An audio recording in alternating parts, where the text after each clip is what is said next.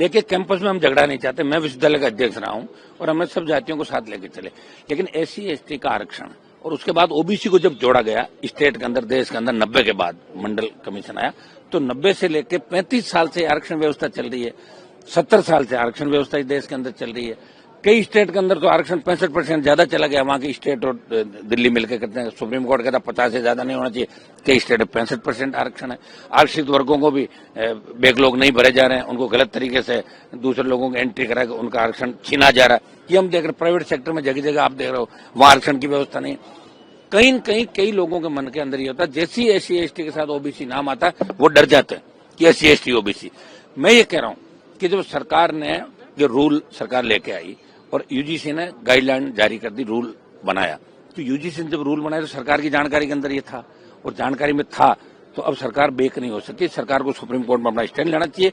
मैं ये कह रहा हूं, इसके अंदर एक लाइन ये भी डालनी चाहिए कि SC/ST OBC के साथ साथ प्रत्येक छात्र, चाहे उसकी कोई भी जाति हो, अगर उसको अपमानित किया गया, उसकी रैगिंग हुई या दूसरा हो, तो उन जो आरोपी हैं उनके खिलाफ कड़ी कार्रवाई होनी चाहिए। जातीय वैमनस्यता कैंपस में नहीं बढ़नी चाहिए।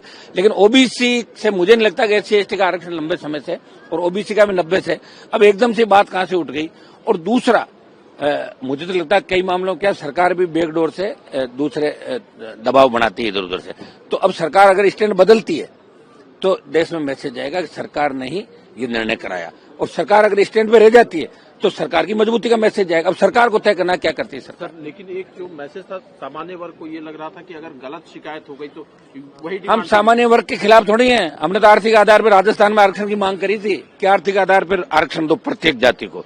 लेकिन इसका मतलब ये नहीं कि जो आरक्षित वर्ग है उनको कुछ न कुछ तो मिलना चाहिए ना यार। आरक्षित वर्ग, जब आप एडमिशन में आरक्षण दे रहे हो, नौकरी में दे रहे हो, तो उन जिस तरह SC/ST का जो एक्ट बना हुआ है, SC/ST के छात्रों पर अगर के अत्याचार अन्याय हुआ तो उनके लिए कानून अलग प्रावधान रखता है। तो OBC के साथ भी होना चाहिए, क्यों नहीं हो। और OBC को जो आरक्षण मिल रहा है, अभी आरक्षण बढ़ना चाहिए जनगणना के हिसाब से। गाइडलाइन पे रोक लगा दिया है। ये तो ठीक ही, तो अच्छा किया है। ये जो UGC गाइडलाइन अनकॉन्स्टिट्यूशनल इलीगल था, और सुप्रीम कोर्ट ने जो आपको पास से सुन रहे हैं, हम तो अंदर में थे, जो हुआ तो अच्छा हुआ, वो तो हम लोग का बात ही था। इसको बंद करना है। अब अच्छा, पिछले बार देखा है तो वक्फ बिल में बहुत सा प्रोविजन को स्टे कर दिया। अभी SIR में देख रहा है जे बंगाल में बहुत सा चेंज कर दिया है, और फिर चेंज करेगा। ये कोई तुगलकी राजत्व नहीं चलेगा। देश का सबको मानना पड़ेगा कॉन्स्टिट्यूशन का। कॉन्स्टिट्यूशन मान के ये नहीं चलेगा, उसका बात खारिज करना ही सुप्रीम कोर्ट का रिस्पॉन्सिबिलिटी है। तो उन्होंने निभाया वो रिस्पॉन्सिबिलिटी, और बहुत अच्छा काम हुआ। कि स्टैंडिंग कमेटी में जिन पॉइंटों पे डिस्कशन हुआ था, तो उनमें कुछ पॉइंट्स को नहीं लिया गया था, तो बहुत सारे कंट्राडिक्शंस थे। मुझे लगता है कि एक बार फिर से डिस्कशन में जाएगा तो एटलीस्ट अभी जो विवाद हो रहा था उसको और बेहतर तरीके से अगर क्लेरिफिकेशन मिल जाए। देखिए, एक तरफ SC/ST OBC है, लेकिन दूसरी तरफ ऑल स्टूडेंट के साथ डिस्क्रिमिनेशन नहीं हो। किसी भी स्टूडेंट के साथ कास्ट को लेकर, चाहे अपर हो, चाहे बैकवर्ड हो, चाहे SC हो, चाहे ST हो, किसी के साथ भी डिस्क्रिमिनेशन नहीं हो।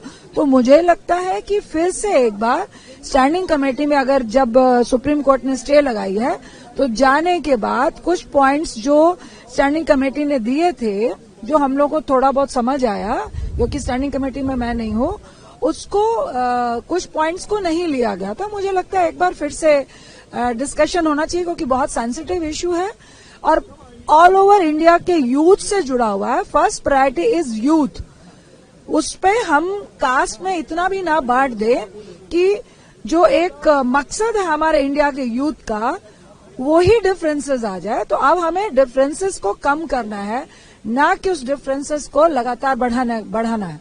तो मुझे लगता है कि एक बार फिर से हम लोग को डिस्कस करना चाहिए। देखिए, कहीं ना कहीं कॉन्स्टिट्यूशन में तो पहले से ही डिस्क्रिमिनेशन के लिए इतना सब आर्टिकल बने हुए हैं कि there should be no discrimination, equality is way of life for everybody.